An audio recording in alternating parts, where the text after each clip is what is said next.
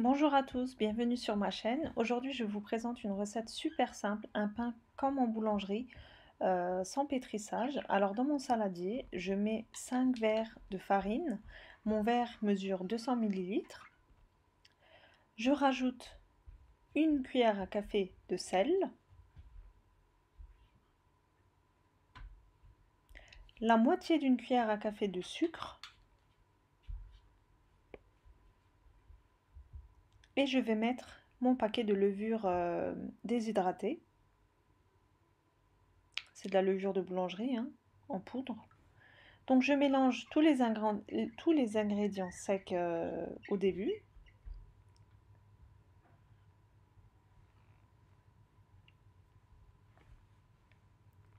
Ensuite, moi, pour donner plus de goût à mon pain, j'ai voulu rajouter un verre de farine de blé complète, de blé complet avec aux céréales en fait. Mais vous pouvez très bien faire moitié-moitié. Mais moi, j'ai rajouté juste un verre et malgré ça, c'était quand même délicieux. Mais vous n'êtes pas obligé, vous pouvez très bien faire avec de la farine normale. Dans ce cas, il faudra utiliser 6 verres de farine blanche. Ensuite, je verse 2 verres et demi d'eau tiède. Ça, c'est très important pour que la levure fonctionne, fasse son effet, parce qu'avec de l'eau froide, elle ne s'activera pas. Et je mélange avec ma cuillère, tout simplement. On n'a pas besoin de pétrir cette pâte, c'est une pâte, je dirais même magique. Pour un résultat pareil, franchement, c'est une pâte magique. On n'a pas besoin de la pétrir. J'ai exprès pas accéléré le temps que je mélange pour que vous voyez réellement le temps que ça m'a pris. En même pas 2 minutes, c'est prêt. On incorpore bien la farine, on écrase bien la pâte. Dans le fond de mon bol, il restait un petit peu de farine, donc j'ai rajouté quelques gouttes d'eau. Au total, j'ai utilisé 2 verres et demi, donc la moitié de mon troisième verre. Comme vous voyez, juste quelques gouttes pour ramasser la farine qui reste dans le fond du saladier. C'est une pâte qui se ramasse très vite.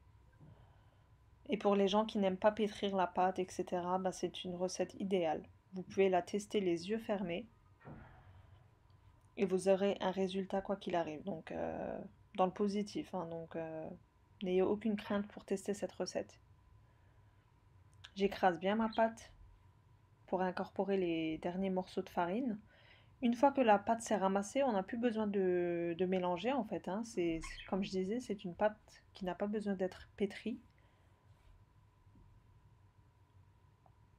Voilà, donc l'autre moitié, je ne l'utilise pas.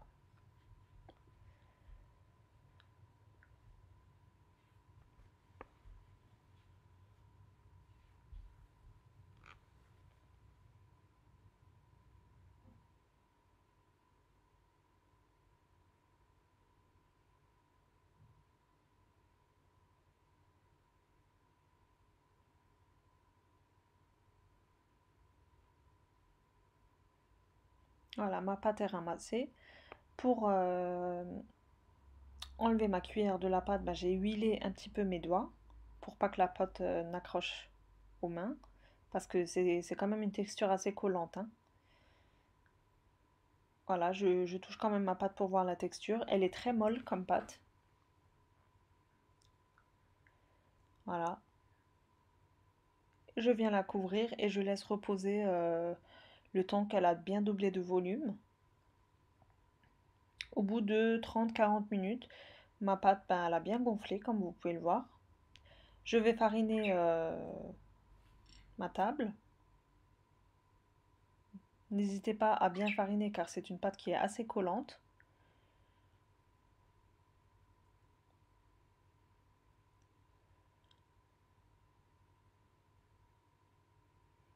Et sans trop travailler la pâte, je vais directement passer à l'étape du pliage. Je ne vais pas faire une boule comme j'aurais fait habituellement. J'aplatis légèrement ma pâte et je la plie d'abord au milieu en deux, puis les côtés. En fait, on la plie en carré à chaque fois. Et je la retourne et je fais la même opération pendant, on va dire, au moins 5 fois.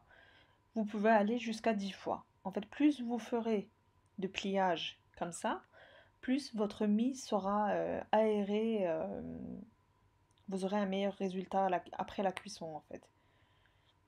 Le pliage, c'est une étape assez importante. Mais franchement, c'est super simple, hein. Comme vous le voyez, ça prend pas de temps. On n'attend pas entre chaque pliage. Et vu que la pâte est très molle, c'est super simple à faire.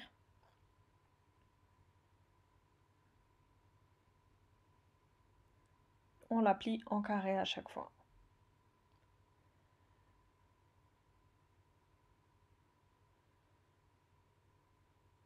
Moi, je l'ai fait 7 ou 8 fois, le pliage. À la fin, je vais ramasser ma pâte pour former une boule à mon dernier pliage. Donc j'ai bien ramassé les côtés comme vous le voyez. Je le mets en dessous, je farine légèrement pour pas que ça colle. Et avec la paume de mes mains, je vais tourner mon pâton entre mes mains pour rentrer les bords vers l'intérieur, pour avoir une belle surface bien ronde, bien lisse en fait. J'espère que vous arriverez à comprendre avec le coup de main que je fais. Les bords en fait on les rabat vers l'intérieur en fait, pour avoir une boule bien lisse au niveau de la surface. Une fois qu'on est satisfait du résultat, on va la transvaser dans un saladier où on aura déjà mis du papier sulfurisé. Ce papier sulfurisé va nous aider à transférer notre pâte dans la cocotte tout à l'heure. Je fais cette étape dans le saladier parce qu'il faudra qu'on préchauffe la cocotte tout à l'heure. J'ai fariné le fond, je mets ma pâte et dorénavant je ne vais plus la toucher. Elle va rester dans ce papier sulfurisé. Je recouvre de nouveau et je laisse gonfler au moins 30 minutes de nouveau pour qu'elle double de volume. N'hésitez pas à la couvrir, sinon le dessus sera sec.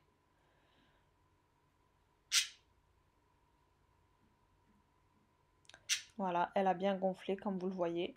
J'ai préchauffé mon four à 230 degrés et j'avais mis ma cocotte à l'intérieur pour qu'elle soit chaude aussi. Donc là actuellement elle est très chaude.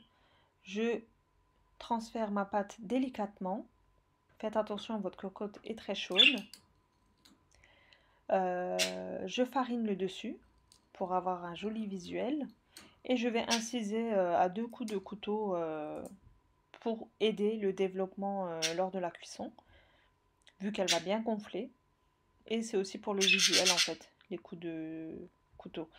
Alors au début j'ai remis le couvercle de ma cocotte, mais après j'ai hésité parce qu'elle va gonfler, donc moi mon couvercle ne me convenait pas. Donc ce que j'ai fait, j'ai remis mon saladier par-dessus, parce que le but c'est qu'il ne faut pas que ça prenne de l'air en fait au début de la cuisson. Pendant 40 minutes j'ai laissé cuire avec le saladier dessus. N'ayez aucune crainte, j'ai rien eu. Mais à la place du saladier, si vous avez un couvercle de ce type assez profond, on va dire ça comme ça, vous pouvez très bien le mettre. Mais je vous conseille de le cuire couvert. Comme vous voyez, notre pâte, notre pain se développe à merveille. Pendant 40 minutes, j'ai laissé cuire comme ça, de cette façon, à 230 degrés, dans le bas de mon four, donc la dernière grille tout en bas du four.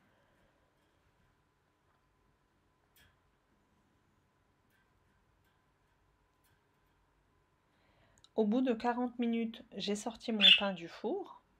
Il avait commencé légèrement à dorer.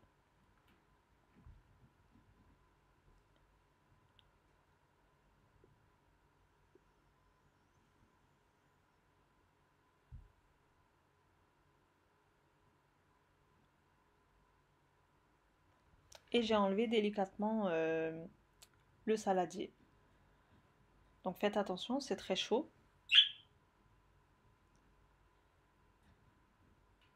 Je laisse mon pain dans ma cocotte. J'enlève juste le saladier.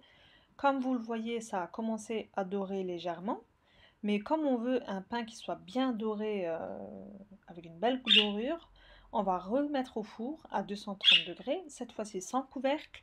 Et là, j'ai laissé cuire 20 minutes. Donc au total, il nous faut 1 heure de cuisson. Là, au bout de, après les 20 minutes de cuisson sans couvercle, voici mon pain sorti du four. Bien doré, malgré qu'on n'a rien mis sur le dessus. Il est doré à merveille. Voilà. Donc, j'espère que cette vidéo vous aura plu. N'hésitez pas à reproduire cette recette et j'attends vos commentaires, vos likes. Et si vous n'êtes toujours pas abonné à ma chaîne, n'hésitez pas à vous abonner, ça me fera toujours plaisir. Ainsi que de partager ma page sur vos réseaux sociaux. J'espère que cette vidéo vous aura plu. Je vous dis à une prochaine vidéo dans une prochaine recette.